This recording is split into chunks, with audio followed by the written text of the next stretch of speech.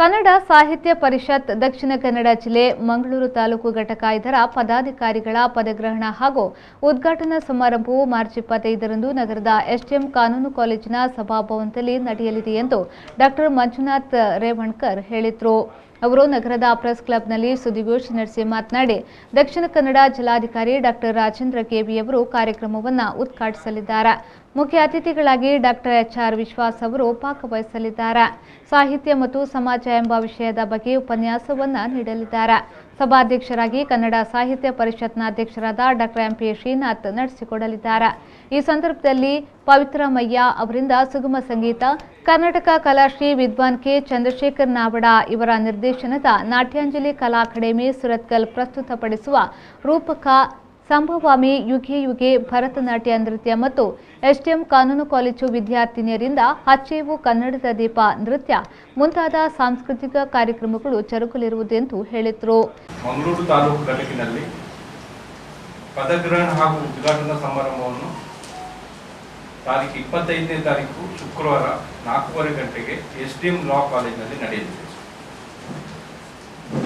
ಈ ಕಾರ್ಯಕ್ರಮದ ಉದ್ಘಾಟನೆಯನ್ನು ಜಿಲ್ಲಾಧಿಕಾರಿಯಾದ ಡಾ ರಾಜೇಂದ್ರ ಕೆವಿ ಇವರು ಬರ್ತಾ ಇದ್ದಾರೆ.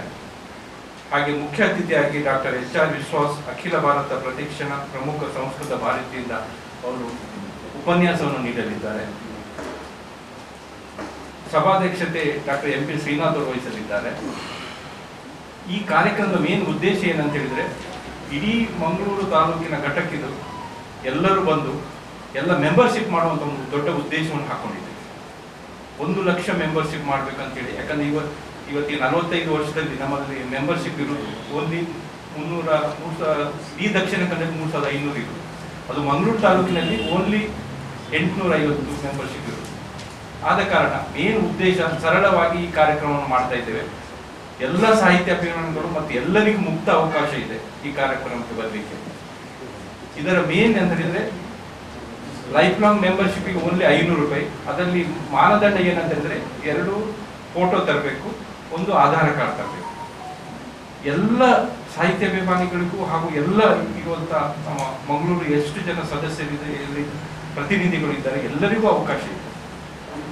ಈ ಅವಕಾಶವನ್ನು ಎಲ್ಲರೂ ಸದುಪಯೋಗಪಡಿಸಿಕೊಳ್ಬೇಕಾಗಿ ನಾನು ತಮ್ಮ ಮುಖಾಂತರ ವಿನಂತಿ ಮಾಡಿಕೊಳ್ತೇನೆ. ಈ ಸಂದರ್ಭ ಸುದ್ದಿಗೋಷ್ಠಿಯಲ್ಲಿ ಡಾ ಮುರಳಿ ಮೋಹನ್ ಚೂಂತಾರು, ಗಣೇಶ್ ಪ್ರಸಾದ್, ಸುಬ್ರಾಯ್ ಭಟ್, ಡಾ ಮೀನಾಕ್ಷಿ, ರಾಮಚಂದ್ರ ಉಪಸ್ಥಿತರಿದ್ದರು.